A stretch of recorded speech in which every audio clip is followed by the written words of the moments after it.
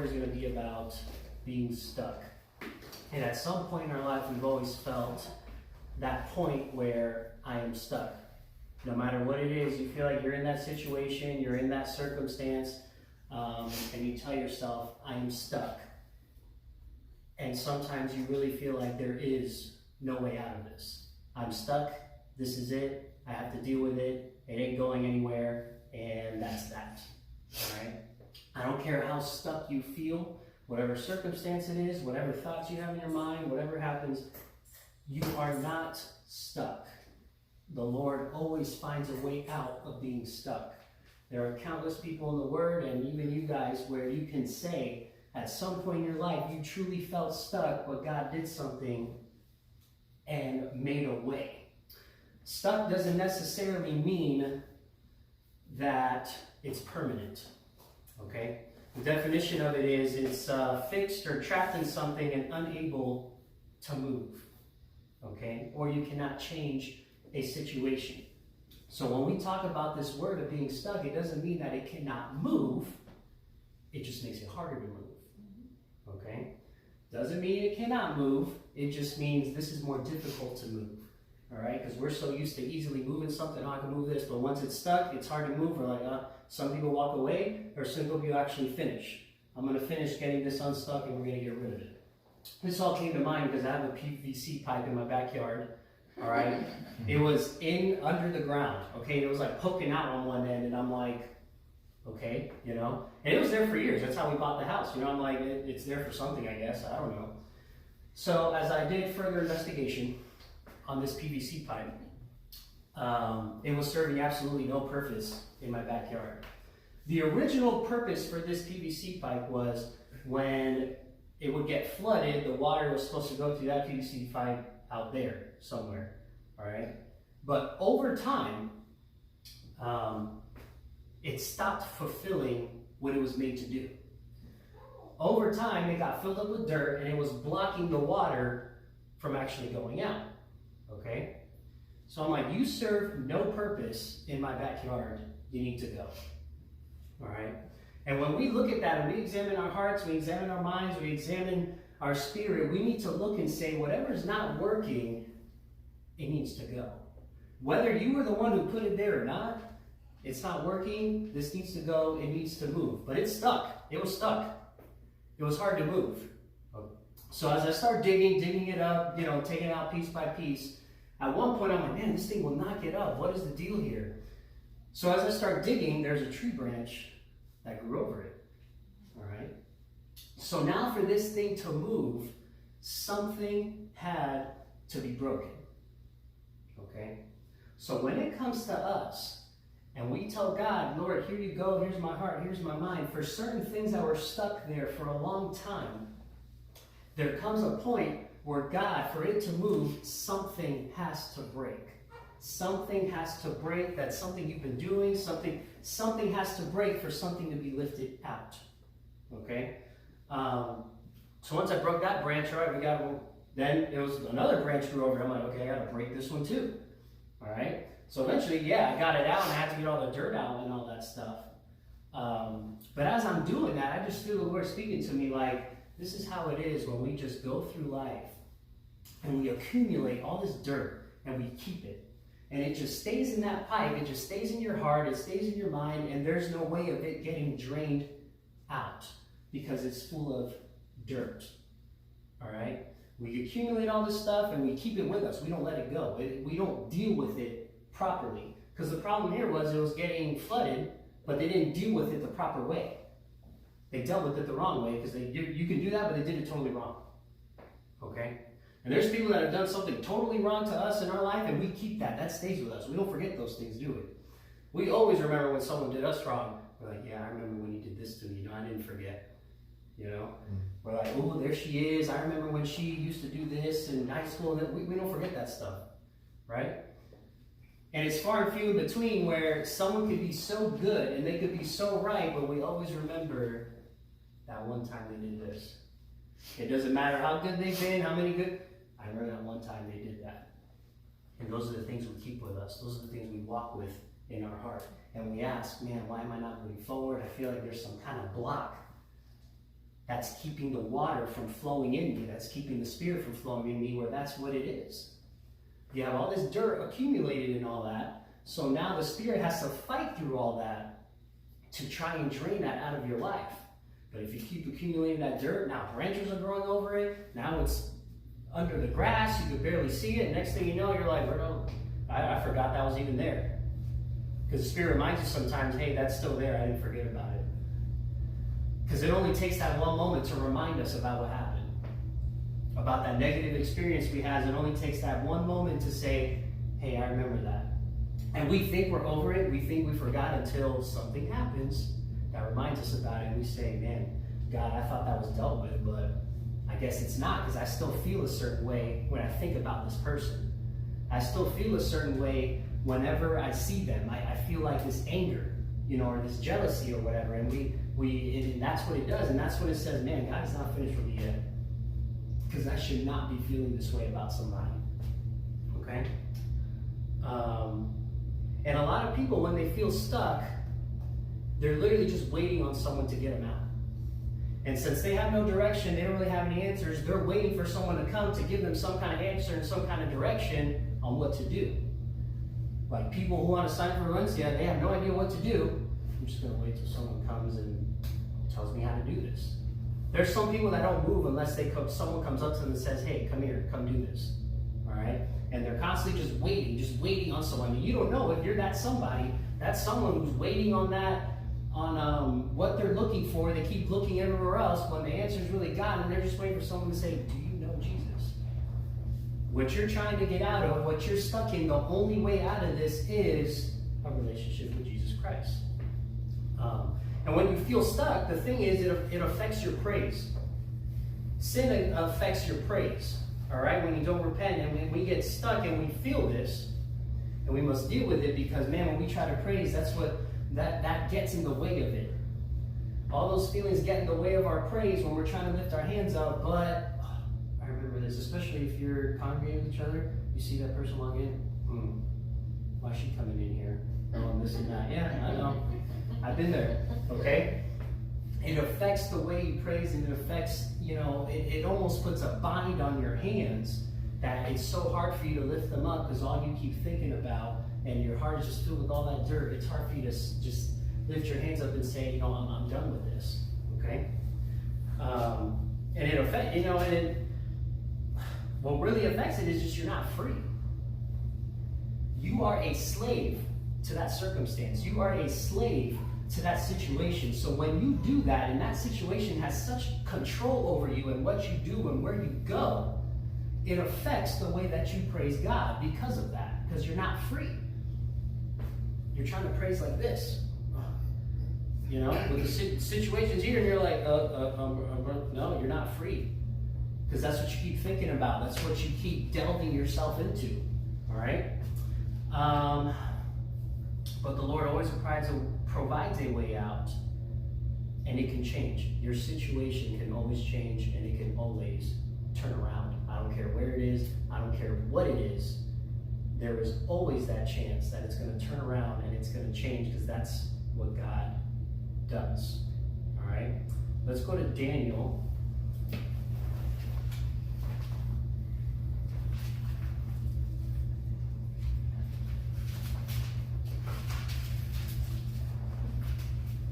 Let's go to Daniel 3.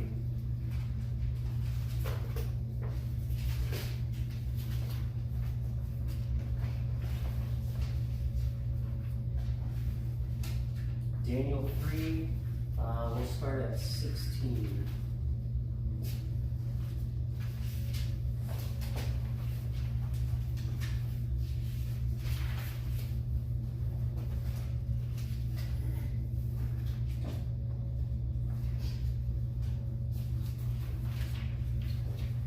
All right, so Daniel 3 and 16, we're going to talk about three men of God who were surrounded by all these other people that didn't believe in the God that they believed in, okay?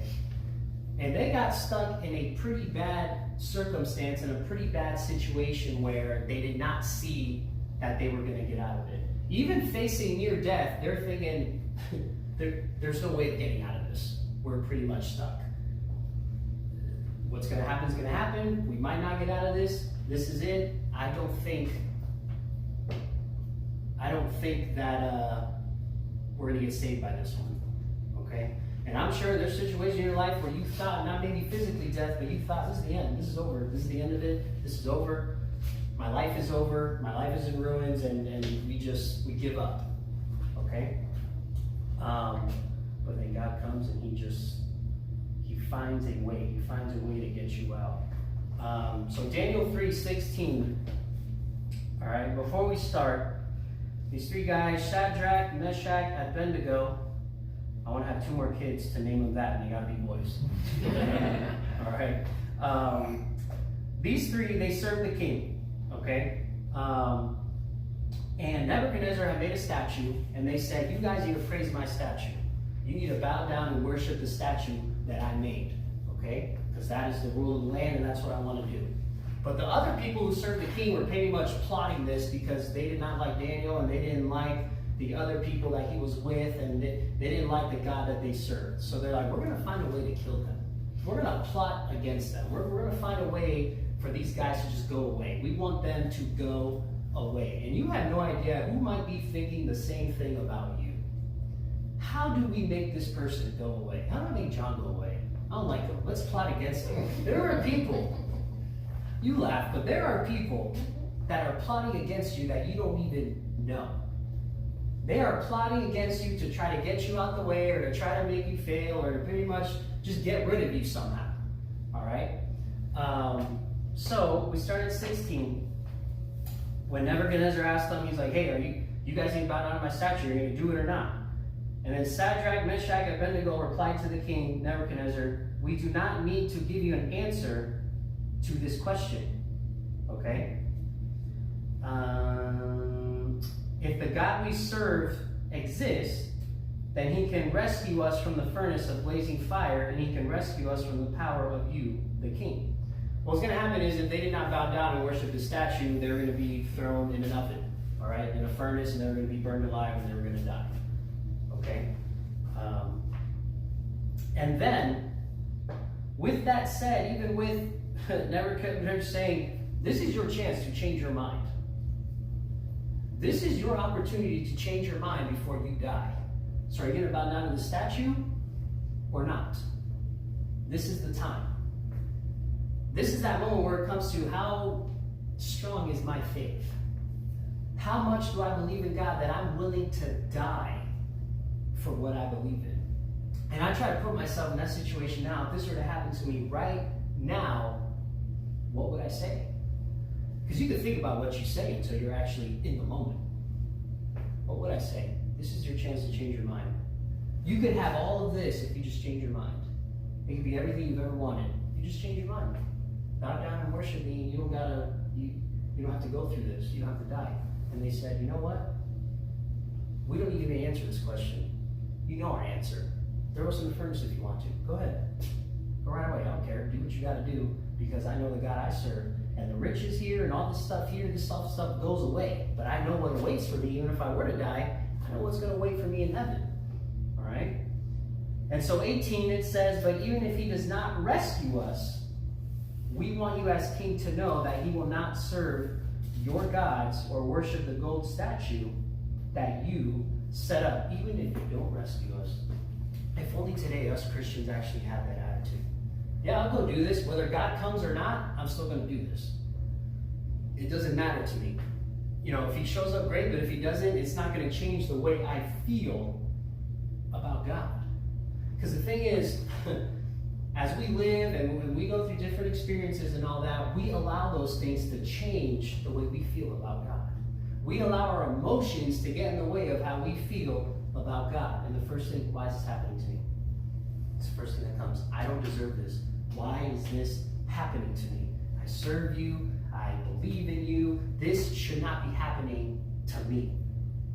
Does that change who God is, though? No. It's still the God of the Bible. It's still the God who's in control. But we allow all those things to change the way we feel about God. The thing about feelings is feelings change. They go back and forth, back and forth, back and forth. One day you're like, God, I love you. One day you're like, God, you're really annoying me right now. I don't even want to talk to you. They change all the time, but who doesn't? God, the guy hasn't changed. He has not changed one bit. He still stays being God. I'm the one that changes. I'm the one that fluctuates. Why is this happening to me?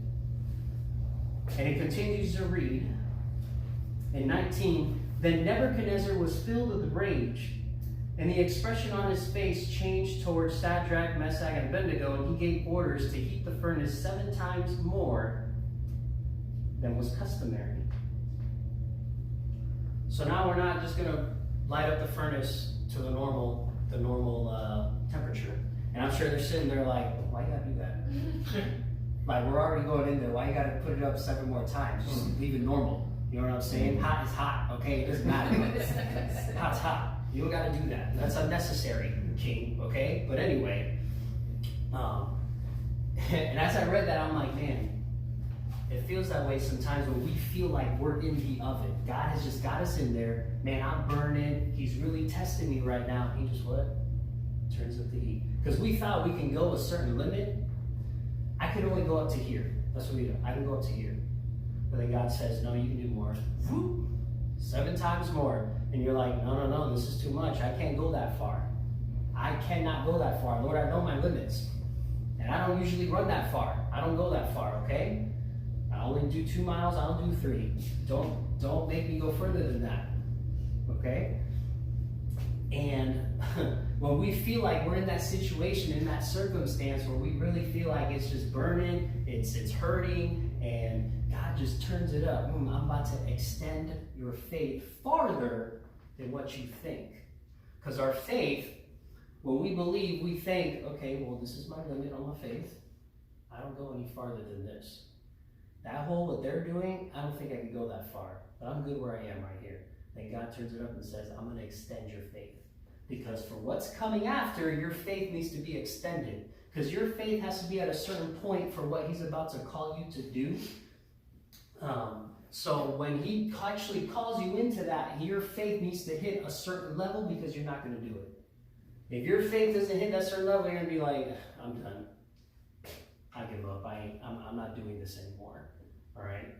And so continue to say in 20, and he commanded some of these strongest soldiers in his army to tie up Shadrach, Meshach, and Abednego and throw them into the furnace of blazing fire.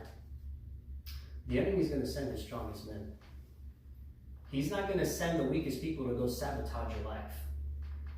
The devil, his mission is to destroy you. That's what he does. It says it. He's prowling around looking, who am I going to pounce on? Who am I going to jump on? Who am I going to destroy? Who am I going to take with me is what it comes down to. Who am I taking with me to my home? All right, to my forever home. Who can I drag with me down there? And he's going to send the strongest men to try to tie you up. Because while you're in the fire, he's like, I'm going to tie you up, because then if I got your hands tied, you can't do anything. You can't open any doors. You can't lift your hands to praise. You can't do anything if I got your hands. If I got you bound, you can't lift them up, can you? He's going to send his strongest men to tie the tightest knot to keep your hands like this. You can't do anything like this.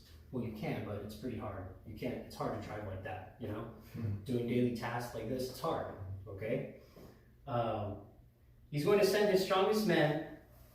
He's going to put the fire as hot as he can to keep you stuck where you are. To keep you stuck in that sin that you think, man, I cannot quit this. For some reason, this sin has such a hold on me. I have such a hard time thinking, I don't think I'm ever going to let go of this. I don't think I'm ever going to quit this. I don't think I'm ever going to get over my flesh. Sometimes I feel like my flesh is so much stronger than my spirit, because I feel my spirit saying, hey, you shouldn't do that, but my flesh is like, hey, you should do that, because it feels good for that moment, but then after we're like, shouldn't have done that, right? So the spirit, it's a constant battle between the spirit and your flesh, because we know what we should do, but then our flesh is like, but I want to do this. And Paul talked about that. Even Paul himself, I still struggle with my flesh, and my spirit's telling me this and that. Nothing's changed. We still go through the same thing today. All right? So continue to say, So then these men in their trousers, robes, head coverings, and other clothes were tied up and thrown into the furnace of blazing fire. So they get thrown in there. Since the king's command was so urgent and the furnace extremely hot, the raging flames killed those men who carried Shadrach, Meshach, and Abednego up. That should be a sign. If they just burned up and the ones who got thrown in there didn't burn up, if I was here, I'd been like, something's wrong. They should have burned too, just from the entry point, like the guys that put them in there. Okay? That should not have happened. But anyway, we're going to go through with this, and they're going to die in that furnace. All right? We're going to keep on going. We're not aborting this yet. Okay? So then the king Nebuchadnezzar, I'm at 24, jumped up in alarm. He said to his advisors, "Didn't we throw 3 men bound into the fire?" "Yes, of course, your majesty," they replied to the king. He exclaimed, "Look, I see 4 men not tied walking around in the fire unharmed, and the 4th looks like son of the gods." So at this point, he looks in there and he's like, wow, there's 3 men in there, but we put them in there tied up, right? They're supposed to be tied up. They're not tied up anymore. And then we see a 4th person in there who ain't supposed to be there either. We only threw 3 people in there. How did a 4th person get in there? Not possible. One of them looks like the son of the gods. I think I know the son they were talking about. Okay? So while he's in there, I was just thinking how while you're in the fire and in the oven, and they're probably thinking, man, how are we going to get out of this? We're stuck in this situation. We are stuck in this circumstance. I don't think we're going to find a way out of it. But then here comes Jesus. He didn't turn off the fire. He didn't open the door and let them out. He didn't do any of that. He got in there with them. He got in the circumstance with them. He's like, hey, I know you're in the circumstance, but it's for a reason, but I'm going to be here with you. This circumstance ain't going to go away because it's necessary. This fire isn't going to go away because it's necessary, and I need it to build you up. So I'm not going to take you out the fire, but I'm going to be with you in the fire. You understand? Because a lot of the times the God we believe is like, no, you got to save me. You got to take me out of this. You got to save me. This is not for Christian people, Lord. What are you doing? We're not supposed to go through this. That's what the world, that's what some of us think. I'm not supposed to be going through this, Lord. Well, what is this circumstance you put me in? He said, I'm not going to take you out. I'm going to get in it with you. You're going to be in the oven, but believe me and trust, you are not going to burn. Okay? You might be in the worst circumstance ever, the worst situation ever, but when you allow God to get in there with you, you're not going to burn. It might hurt a little bit. A little hair might burn, but even here it says nothing burned on them. But you're not going to die. You're going to come out of that oven. You're going to come out changed because the fire is going to change you. So when God takes you out of that oven and takes you out of what he was using to build you up, you're going to come out somebody new. You're going to come out with a new faith. You're going to come out with a new praise. You're going to come out with a new worship. And that's what that is for. But if he takes you out too early, it's not going to have the same exact effect. So next time, don't say, God, get me out of this. Lord, I need you to be with me in this. All right? I need you to be with me in the fire if you're going to have me here. I'm willing to go through the fire. I'm willing to go to the wilderness. I'm willing to do whatever you tell me to do. But I need you to be with me because I'm not going to do this by myself. All right? And so Nebuchadnezzar, 26, then approached the door of the furnace of blazing fire and called Shadrach, Meshach, and Abednego, you servants of the Most High God, come out. So Shadrach, Meshach, and Abednego came out of the fire, and when the satraps, perfect governors, and the king's advisors gathered around, they saw that the fire had no effect on the bodies of these men. See, they saw the body, but they didn't see the effect that it had on their spirit. All right? You might come out physically unaffected, but no, not everyone's going to see the change that fire had in your spirit. Because a lot of people only look at the outside, we only look at the physical. And you're like, man, how did you get through that? I mean, nothing happened to you. On the outside, you don't know what happened to me on the inside. You don't know the battle I went through on the inside. Those are the ones that nobody sees. Those are the battles no one sees, the ones that you go through on the inside. This is easy to cover up. I can do stuff about this. And the inside, absolutely no one sees. The only one who sees that is God himself. And you are the only one who knows what you had to do to endure the fire and keep on going to actually make it out of it. But making it out of the fire is not necessarily dependent on you. It's if you're willing to let him in there with you. Will you allow it to change you, or are you just going to keep trying to fight fires that you can't put out? It's just going to keep coming up, unless you allow God to go in there with you and say, it's going to change you, just let me in here with you. It's going to do something. You think you're stuck. You think you're stuck, but you're not really stuck. This will move. This will pass. Just because it's stuck doesn't mean it's not permanent. It's a little harder. Some things got to break so I can move you to where I want to move you, right? So in the fire, that's where those things just start getting burned up. God just starts burning those things he wants to take out of you that have been stuck in your heart and stuck in your mind. And he's like, I'm going to put you in the fire to get rid of these things. Because they cannot go with you to where I'm taking you. They cannot go with you to where I'm moving you. They need to stay behind in the oven. That's what the oven's for. The oven is for leaving all that stuff in there so when you come out, you can now go to where he's trying to take you. And now you're not stuck anymore. You're mobile. You're able to move now. So let's go now to Romans.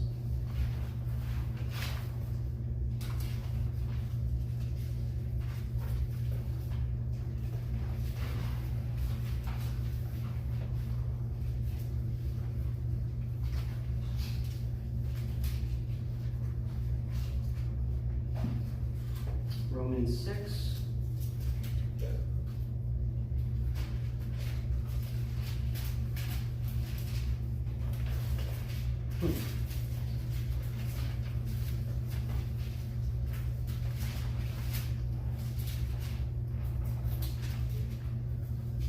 We'll go at Romans 6:6.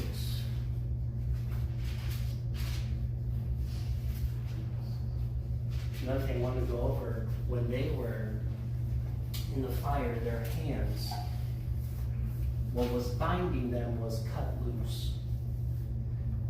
So now they're given the opportunity to, I'm in the fire, I can praise now. It's kind of ironic that I'm in a fire, I'm not supposed to be free, but man, God made me free to worship in this atmosphere. Sin doesn't have a claim on me anymore. What was binding me is not here anymore, so now I am free to do this. I am free to praise. I am free to worship, even in the worst situation of my life. That's what God freed me for, to do that. And that section was more of you being stuck in a circumstance where you really don't feel or see that there is a way out. Now we're going to get to the part where we really feel like we're stuck in our ways. I cannot change. And what's funny is, the couples that are here and stuff, we'll tell them, we're like, well, you married me this way, so you can't change me. Okay? You can't change. This is it. This is what you got. You can't change me. Okay? That attitude needs to go. You cannot change somebody. You can't do it. Only God can change someone. They might change for a little bit just for you to get something from you. I'll change for 2 months until I get what I want. But the permanent change only comes from God, right? Because we'll do that. We'll do the whole missionary dating thing, especially. Like, well, they don't know Christ, so I'm going to date them to get them to know. And no, you're not going to change him or her. It ain't going to work that way, okay? And I had to learn that with my girlfriend before my wife. I'm like, man, maybe I can change her. No, I can't. All right, I got to get out of this. I'm like, I'm starting to feel stuck. Yeah, I got to get out of this. So, Romans 6:6 says, starting at 6 says, for we know that our old self was crucified with him in order that sin's dominion over the body may be abolished, so that we may no longer be enslaved to sin, since a person who has died is free from sin's claims. We always feel like we are who we are. We can't change to fit the mold of Christ. Sometimes we know, man, I know Christ wants to, mold me and make me a certain way, but I'm stuck in my ways. I keep on going back to who I was and what I used to do. It's so hard for me to get away from that, right? And if God can change me, and there's other people who have much more better testimonies, I don't know if that's the right thing to say, but that can tell you if they can change me, they can change anybody. Because the ones that knew me before know what I'm talking about. Okay? I'm a different person from last year. When you allow God to mold you, and this isn't to say that my past doesn't call me back, because it's always going to call you back. Always. Your past is always going to be in your ear saying, hey, come back. Come back to me.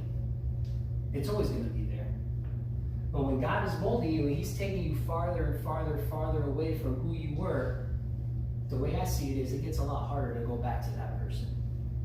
I've just come so far that I cannot go back to where I started, man. I can't do that. All the tears, all the stress, everything I've been through, I did not go through for me to just go back to the beginning. I can't do that. I won't do that. I don't want to do that. So if God can change me, He can change absolutely anybody. But that doesn't mean I don't struggle either. That doesn't mean that I don't struggle with my flesh. That doesn't mean that I don't look back and say, oh, sometimes you just want to get a little taste of it, right? But that's all the enemy needs, just a little bit to get you back. Yeah, this is good now, whatever. Oh, I only did it one time. That's all he needs, that one time, to get you hooked. That's all he needs. So Romans 6, I read that already. Or 7, since a person who has died is freed from sin's claims. Because Jesus died for us, sin does not have a claim on me anymore. Because before that moment, we were all walking around like Geico's got a claim on you or something. That was sin. I got a claim on you. I got a claim on you. I got a claim on you. File a claim on Alba. Yeah. She did this, and this. Yeah, I want to file a claim on Julian. Yeah, he did this. Yeah, that's how it was. That's what he was doing. And so Jesus here, God is getting all these phone calls about all the claims being done on His people, and He's like, something needs to be done. We're going to handle all your claims, devil. All right, don't worry. We're going to handle this. All right, because He said, hey, I got a claim on them. I got a hold on them. And we all know what that means. The wages of sin is death. I'm taking them with me, God, and there's nothing you can do about it. Because this is your law. This is what you said. You said the wages of sin is death, and you can't go back on your word, right? You can't do that. So I'm taking them with me. So then God said, no, you're not. Okay? I have a remedy. I have an answer for all of this. So when Jesus died on that cross, that wasn't necessarily the moment. He died on the cross. Okay, cool. What else? What really turned things around is when He got back up. That's why we're here today. If He didn't get back up, this would all be pointless and worthless. What are we doing? Our God is dead. What's the point of it? We're worshiping a dead guy? Like, what is this? It was that moment He got up that caught the devil didn't see that coming. He was caught by surprise. He was shocked. That was not supposed to happen. So the Lord didn't go back at His word. Oh, no, the wages of sin is still death, but now they have a choice. Now they have a choice between me or you. That was the game changer when He got up. So now that He got up, sin does not have a claim on me anymore. And we feel like we're so stuck in our ways and we're so stuck in that we can't find a way out, but we've been freed from it. This flesh does not control what I do. But there's a lot of people that feel like, man, my flesh is telling me to do this, so I just do this. It pulls me this way, so I do that. It pulls me this, and we just go wherever our flesh takes us. Instead of saying, flesh, you don't have control over me. The Lord died on the cross. I have power over you. Does it mean I don't get tempted? Absolutely not. I get tempted. I get tempted to do things that I shouldn't be doing. But I've understood that God has given me that power to say, you're not going to tell me what to do. You do not have a claim on me anymore. I mean, when I think back and I'm like, man, the things I was a slave to, the things that I allowed to control me and what I did, and how easily we just be like, yep, I'll do it. Yep, I'll do that too. Yep. Just, yeah, yes, master. Who's your master? The alcohol, the sex, the drugs, who is controlling what you do? The jealousy, the anger, the depression, all that stuff. That's what Jesus died for. None of that stuff can control you. It doesn't have a claim on you anymore. And so, number 8, now if we died with Christ, we believe that we will also live with him, because we know that Christ, having been raised from the dead, will not die again. Death no longer rules over him. For in light of the fact that he died to sin once for all, but in light of the fact he lives to God. So you too consider yourselves dead to sin, but alive to God in Christ. In our time period, slavery was abolished in 1865. All right? But before that, there was another slavery that was abolished, and that was in AD 30, when Jesus died on that cross and got up again. But no one really talks about that slavery that much, because I guess it wasn't physical or anything. But that spiritual slavery was abolished such a long time ago, yet it's still happening today. And even in certain countries, the slavery we know is still happening today. Why do we still endure and act on something that was already abolished? Because the enemy is out there trying to put a claim on you. He can't, because it's already been paid. But he's out there going, I'm looking for who I can take with me. And this is the only way I can do it. If I can make you a slave to sin, then I've got you. I've got you if I can put you in that situation. If I could put you in that circumstance, you're going to feel so stuck that you cannot get out of it. You're going to feel like you messed up so bad that you cannot go back to God.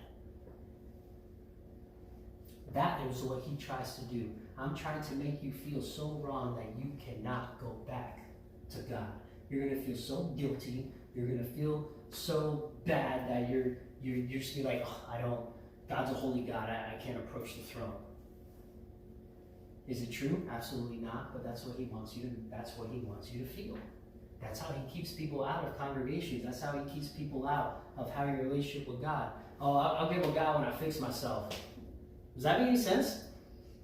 How are you going to fix yourself if you don't allow him to come to your life? Oh, when I get my stuff together, I'll congregate. What? That's how you get your stuff together.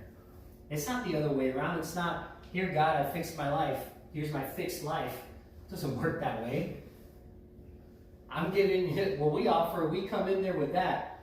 PVC pipes all over the place. Everything's a mess. If the yard is still flooding, here you go, Lord. You fixed my yard. It's all jacked up. But it has a price. I have to pay a price to fix that thing. And I did get the price. I can't afford it right now, but I'm saving up. Okay? But what's the price you have to pay? It's absolutely free. It's not a physical amount that you have to pay or anything like that. It's saying, what am I willing to leave behind so God can fix me? What am I willing to let go of? How much is this worth to me? And in my opinion, it ain't worth nothing. Nothing compares to having his love totally encompassing my life and having his spirit run my life. There's nothing more valuable than that. But I don't know the price you paid to be where you are today. I don't know the price you paid. I don't know. Only you know that. I don't know the price you paid. Only you know that. Only you know how much you had to let go. Only you know how much fire you had to endure for God to take you to where you are now. Only you know that. Nobody else knows that. The flesh is sinful, but the mind believes in God. That's what Paul said. My flesh is sinful, but my mind is thinking something totally different. It's like they're two different people. I don't know why I always think of the Venom movie with Venom and they're like talking to each other. That's me every day, man, with my flesh. Just no. And then Venom's like, oh, come on. And I'm like, no, we can't do that. You know what I'm saying? I don't know if I should have said that, but I said it. It is what it is. It's been out there. Okay. So I'm going to end with this. Whatever you find yourself, you think you are stuck in, whether it's a circumstance, whether it's a sin, whether it's a thought, whether it's a past experience that keeps on coming up and you want to forget about it, you want to stop thinking about it, but you feel like you're stuck in it and it affects what you do because of what happened to you, you're not stuck. God will give you a way out. And he will use that fire in you to now affect other people. That fire that's happening when you're in that oven, that's for you to come out of there and now I'm going to light a fire into somebody else. Because I don't know, we don't know God's plans. We don't know what he wants to do through us. We don't know these things. All I know is I got to be obedient because I don't know what you're going to do through my obedience. And I can't sit here and not be obedient and sit there and be like, man, what if? I've told you guys before, I can't live with that what if. I need to do it because it's bigger than me. One day this world is going to end. God is going to come down and separate the sheep from the wolves. And I want to be on the sheep side, not that wolf side.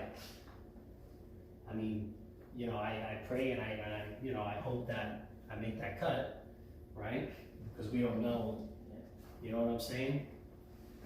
But I don't want to go there and tell God, this is what I did with the life you gave me. Nothing. Well, you can do something for the world, but if you don't do what he's wanting you to do in the sense of building his kingdom, because your jobs and all that is all part of the kingdom, okay? But if we become selfish and get so involved into what we want to do and leave him out of it, we're never going to know. To me, this has way more weight and importance than anything I can do in the world. Because what happens here and what you receive through the word, that stuff affects everything you do. So if we get the word out, then we'll have people that are going to their jobs and all that, and now we're putting God into what we do. Let's get up and pray.